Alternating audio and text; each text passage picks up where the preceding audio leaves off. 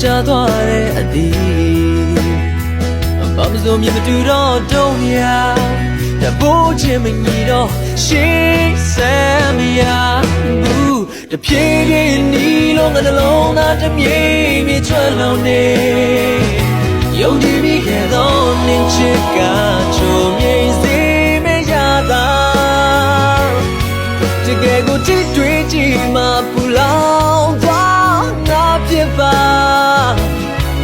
နေဟာတကယ်တမ်းဆိုရင်ရင်ကိုချွေတော့နေမ